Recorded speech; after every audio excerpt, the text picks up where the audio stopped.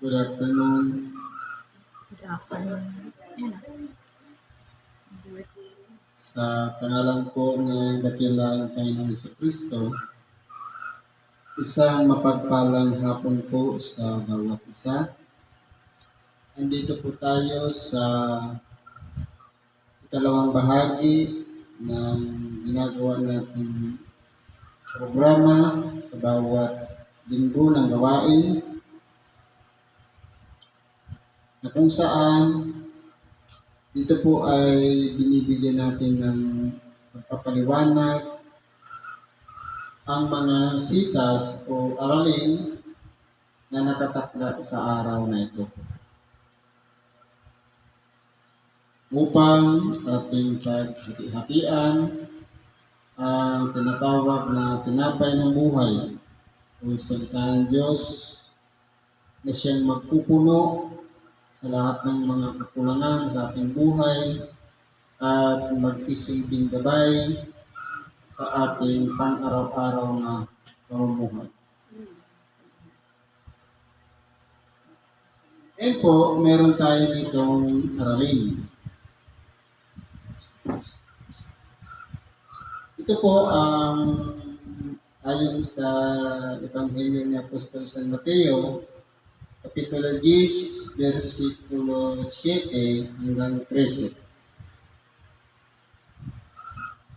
Habang kinakausap ng ating dakilang Panginoon ang kanyang mga alagad, ito po ang kanyang sinabi. At samantalang kayo'y nangaglalakad, ay magsipangaral kayo na mangagsabi ang kaharian ng langit ay malapit na. Ngayon po, kung mapapansin natin, ang sinasabi dito ng ating dakilang Panginoon sa kanyang 12 alagad na sinugo ay magsipangaral. Ano po ang aral na kanilang ibabahagi sa mga tao, sa lahat ng kanilang magkakasalamuha o makakatagpo, na nagsasabi ang kaharian ng langit ay malapit na. Ito po ba ay nakikita o makikita ng ating mga mata? Ito po ba ay isang lugar na kung saan merong luklukan ng hari? O ito kaya'y isang bagay na magpapaaninaw sa bawat isa sa atin na sa kabila ng kaguluhan natin ng ating mga pag-iisip, mga kabalisahan, mga problema, karamdaman, ito ang magbibigay sa atin ng kapanatagan. Ngayon po, ang sinasabi dito ng ating dakilang Panginoong kaharian, hindi po siya pook o lugar man o isang kalagayan na kinakailangan natin paruunan upang kilalanin kung sino yung hari, kundi walang iba. Pinapakilala dito ng ating dakilang Panginoon ang buhay ng bawat isa sa atin, kung paano dapat pagharian tayo ng Diyos. Hindi ba sinasabi na ang ating katawan ay templo ng Diyos na buhay? Templo ng Espiritu Santo. Sa makatuwid, sa pamamagitan ng ating mga puso, ikilalanin natin sa ating mga sarili kung tayo ba yung sinasabing kaharian na dapat maghari sa ating mga puso. Walang iba, ang Diyos ang mananahan dyan kasama ng Espiritu Santo, na kung papaano tayo po ay nabubuhay sa mga kabalisahan, sa mga problema, karamdaman, kaguluhan na, o ano pa man na kinakaharap natin sa ating mga buhay. Naway yan ay mapalitan na walang iba ang maghari dapat yan ang Diyos sa makatuwid, ang mananahan dyan pag-ibig sa bawat isa. Sa makatuwid, dito pa lang, tinuturo na ng ating dakilang Panginoon ang palaala sa mga tao na malapit na ang kaharian ng Diyos. At habang ipinangangaral naman sa panahon ngayon ang salita ng Diyos, dito natin mararamdaman ang pagkalinga ng Diyos na kung paano ang ating dakilang Panginoon ayaw niya ng isang templong magulo.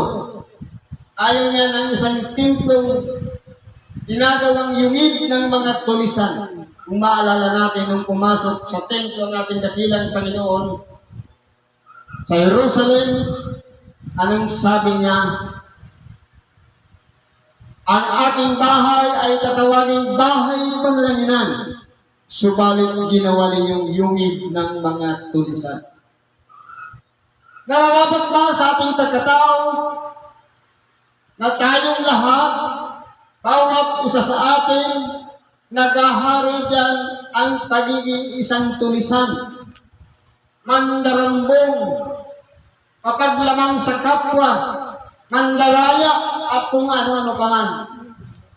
Hindi po dapat nangyayari yan sa buhay natin, kundi dapat ang makikita dyan pag-ibig at katapatan sa Diyos, kapagkat ang ating dakilang Panginoon, pag hindi siya makakapasok sa isang templo, yan ay punong-puno ng mga bagay na makakasagabal upang manahan dyan ang Diyos sa ating mga buhay.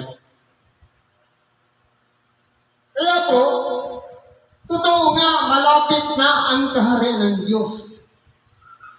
Pakiramdaman natin ang ating sarili, malapit na nga ba? O nadaman na ba natin, umalayo pa? Dahil kung walang tuwang sa ating puso, ang Diyos para papasukin sa ating mga tainga sa pamamagitan ng ipinangangaral na salita ng Diyos sa oras na ito, kung hindi natin din tinatanggap ang aral, hindi po dyan makakapasok si Kristo. Hindi po mapapalitan o mababago ang ating buhay. Patuloy pa rin tayong gagawa ng mga bagay-bagay ayon sa sarili nating kalooban.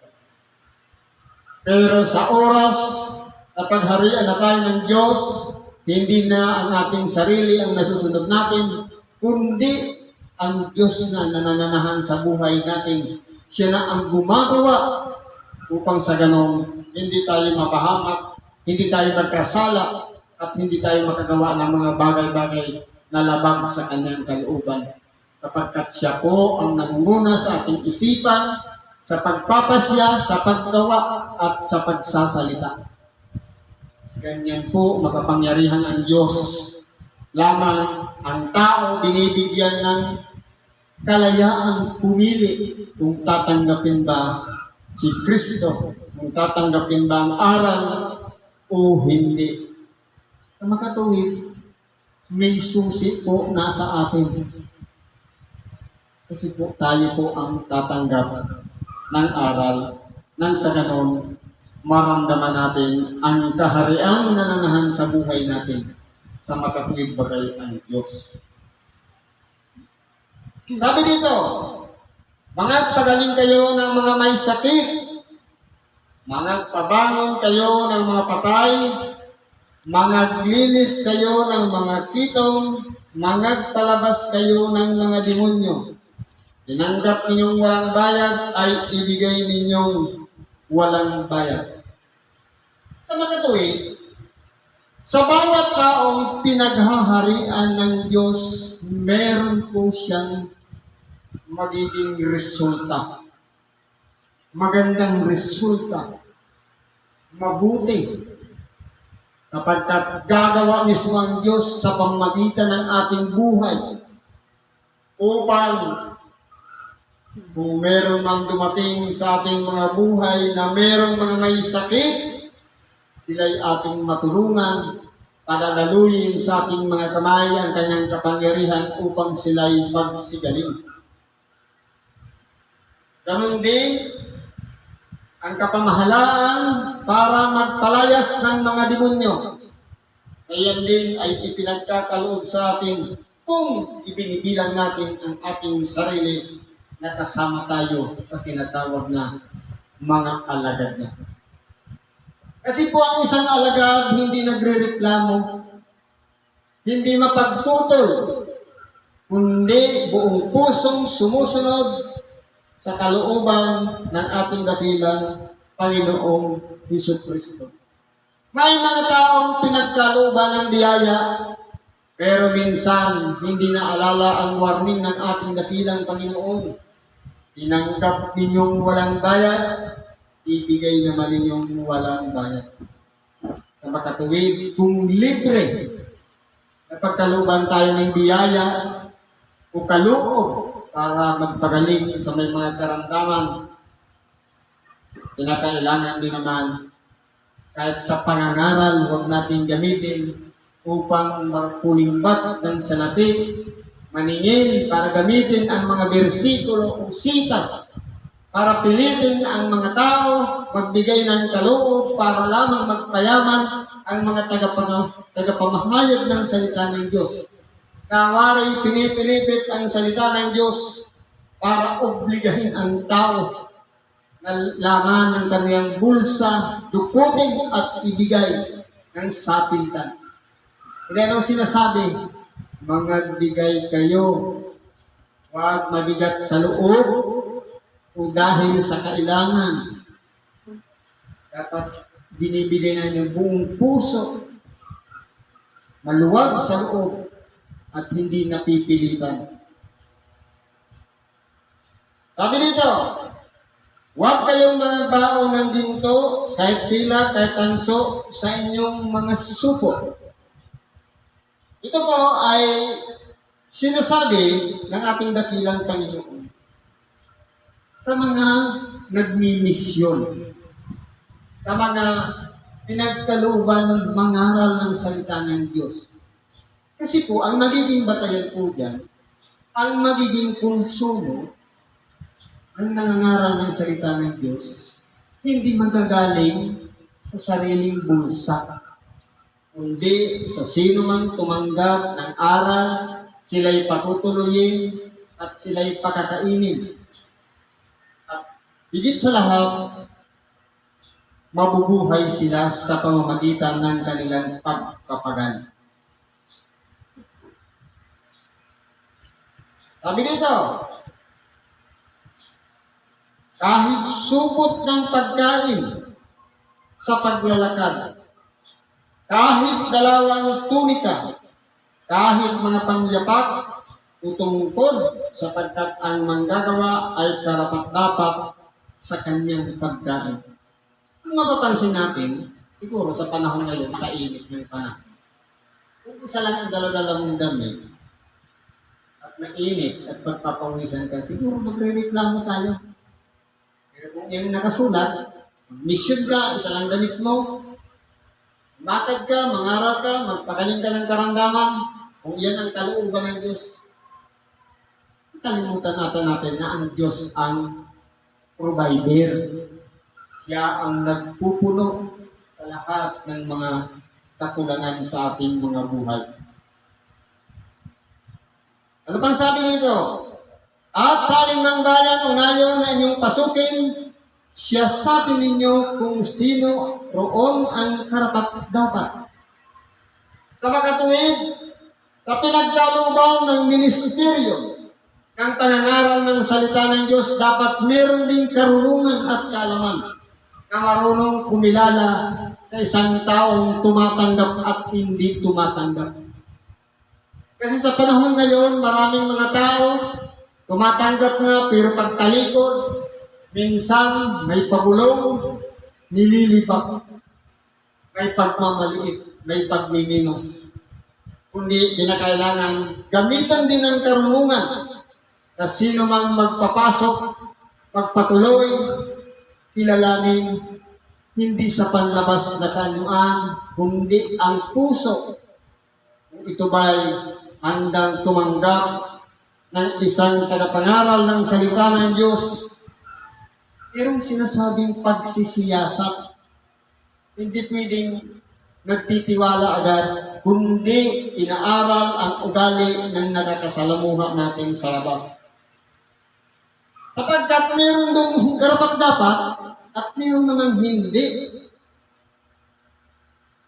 Kung natagpuan natin ang taong nagpatuloy sa atin at naging karapat-dapat sa paningin natin, sabi dito, magsitahan kayo roon hanggang sa kayo'y magsialis. Ibig sabihin, ang Diyos ay naghahanda na ng matutuloyan natin. Kung mapapansin natin, hindi baga nung panahon ni Josue, sa lugar na kung saan ipinakita na kay Moises yung lupang pangako, bagamat si Moises ay hindi siya nakapasok sa lupang pangako, kaya inihanda ng Diyos, kundi pinagkatiwala kay Josue. Anong ginawa ni Josue? Kumuha siya ng 2 lalaki at ginawa niyang tik-tik para tingnan kung gaano kalawak ang sinasabing lupang pangako. Pero hindi po siya nagdalawang isip kung ano ang magiging lagay ng kanyang isusuko doon sa syudad. Hindi pinagkatiwala lang niya sa Diyos sapagkat yun ang magiging umpisa para malaman nila ang laki, ang lapad, kung ano ang hitsura ng tinatawag na lupang pangako. Kaya ano nangyari? May inihanda ang Diyos na isang babaeng makasalanan. Si Rahab na kumupkop sa 2 tiktik at iningatan ang kanilang buhay bagamat mayroon ng mga nagsuspitsa na sinasabi, mayroon na dumating ditong 2 lalaki. Anong ginawa ni Rahab? Itinago niya sa bubungan para lamang hindi mamatay, para hindi mapahamak. Kaya ang Diyos po ang palaging naghahanda. Magtiwala lang tayo sa Kanya. Isa pang makasalanan ang naghanda. Ang inihanda ng Diyos para sagipin ang buhay ng 2 tiktik. Kaya po, kung tayo po ay nagtitiwala sa Diyos, huwag nating titingnan ang panlabas na kalagayan ng tao. Kasi si Rahab, isang taong makasalanan, isang patutok, pero inihanda po siya ng Diyos para ingatan ang buhay ng 2 lalaking sinugo ni Josue. Paano pa kaya ngayon na namubuhay na tayo sa ilalim ng kapangyarihan ng Espiritu Santo? Na kahit tayo natatalastas na natin, hindi pa man tayo tumatakot sa isang kok, alam na natin ang magiging resulta ng ating dadakuan sapagkat pinapaunawa na po sa atin ng Espiritu Santo. Kung noon nga hindi pa bumababa ang Espiritu Santo na gawa ni Josue, magagawa rin natin ngayon sapagkat meron tayong poder, kalayaan, pinagkalooban tayo ng kautusan mula sa ating dakilang Panginoong Jesucristo na nakababa na sa sanlibutan at nakabalik na muli sa dating kanyang kalagayan. Ngayon, ang Espiritu Santo naman ang nagpapatuloy at tayo naman ay nagiging daan upang gamitin niya na maging templo upang tayo'y magagawa din sang-ayon sa ginawa ng ating dakilang Panginoon bilang pagpapatuloy ng ministeryo na walang iba. Patuloy na lumaganap at may pangaral ang salita ng Diyos sa lahat ng mga tao. Sabi dito, at kayo at pagpasok ninyo sa bahay ay batiin ninyo ito. At kung karapat-dapat ang bahay, ay doon ang inyong kapayapaan. Datapat, kung hindi karapat-dapat, ay mabalik sa inyo ang kapayapaan ninyo. Ibig sabihin, sa isang sinusugo, kinakailangan ang kapayapaan ng puso. Kasi kung magulo ang ating pag-iisip, ang ating puso, ni ang ating buhay, wala pong kasiguraduhan na tayo magtatagumpay sa misyon. Kaya kinakailangan, sa sarili pa lang, meron na siyang kapayapaan. Pagpunta mo sa isang to, sumain niyo ang kapayapaan. Yung kapayapaan, taglay natin, ibinibigay mo sa nakakasalamuha. Pero kung hindi ka welcome, bawiin mo yung kapayapaan. Dahil sa'yo yung galing. Ganyan po ang ibig sabihin ng ating dakilang Panginoon. Sapagkat, kinakailangan, matutunan natin ang pagkilala ng mga karapat-dapat at hindi karapat-dapat. Yung mga taong handang tumanggap ng aral at handang talikuran ang aral. Kaya po kung mapapansin natin, sa panahon ngayon, maraming nagsisipangaral ng salita ng Diyos. Kung ang salita ng Diyos, ginagawang kalakal, ginagawang batayan para pagtalu-talunan o pag-away-awayan ang mga sitas. Nandyan pa ba ang paghahari ng Espiritu Santo? Kung puro kaguluhan at hindi nananaig ang kapayapaan, wala po dyan ang kapayapaan ni Kristo. Kundi kahit ang mga demonyo man marunong gumamit ng sitas, marunong gumamit ng salita ng Diyos. Maalala natin ang ating dakilang Panginoon nung tuksoy ng Diablo. Anong sabi? Kung ikaw ang anak ng Diyos, gawin mong tinapay ang mga batong ito. Utos mula sa Diablo. Kung si Kristo, siguro, nagyayabang, piling sasabihin, kaya ko yan. Pero dahil nga, utos ng Diablo, kapag sinunod yan, daig siya. Magiging utosan siya. Anong ginawa niya? Nasusulat. Hindi lamang sa tinapay na bubuhay ang tao, kundi sa bawat salitang lumalabas sa bibig ng Diyos. Isang bersikulo na kung saan ipinapaliwanag sa atin na ang buhay pala ng tao ay hindi lang nakasalalay sa pagkain, isinusubo natin sa ating mga bibig. Kundi, kailangan din natin ng salita ng Diyos na maging pagkain natin spiritual na sinasabing tinapay ng buhay o ebanghilyong ating pinapakinggan sa bawat araw ng pagsamba. Anong pangalawang tukso ng Diablo? Dinala siya sa taluktok o doon sa bundok. Ang sabi, magpatihulog ka sapagkat nasusulat din naman. Ibig sabihin pala, si Satanas, marunong din gumamit ng bisita. Siya ay magbibili ng kanyang mga anghel upang ingatan ang iyong mga paa na huwag matisod sa bato. Isang bersikulo na kinuha sa Salmo 91. Ang pagbasa ng banal na kasulatan.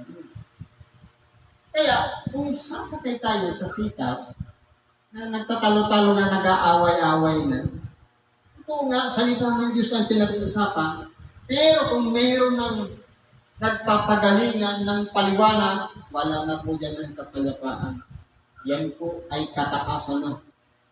Dunong ng sanlibutan, nagpapayabangan, nagpapasikatan ng bawat isa para kilalanin na sila na ang tama at ang iba, mga bubo o walang kaalam-alam, umangmang sa mga aral ng salita ng Diyos. Kaya po, kung naghahari sa atin ang kapayapaan, pag mayroong mga ganong sitwasyon, lumalayo po tayo.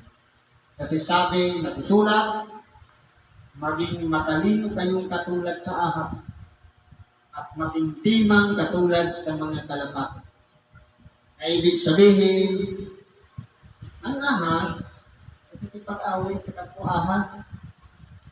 Pero kapag natalo niya ang ahas, natalo ng ahas ang ahas, ang ginagawa niya, hahanap siya ng panggamot, gagamutin niya yung kanyang nakaga. Wala na ganun din tayo. Inaway natin, pero tulungan pa rin natin.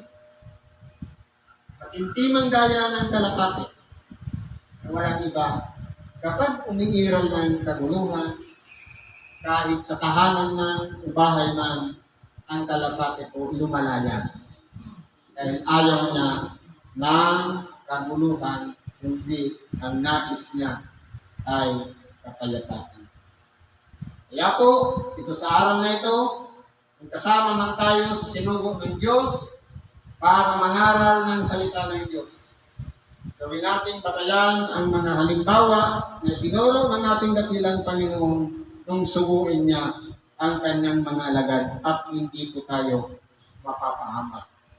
Kapagka susunod tayo sa proseso at hindi tayo pababayaan ng ating dakilang Panginoon. Siguro po hanggang dito na lang ang pakikibagin natin sa oras nito. Salamat sa Diyos. At ano man ang mga karaihan natin, pagkatiwala natin sa Diyos, sa ngalan ni Kristo ito, at isang mapagpalang hapon sa bawat isa.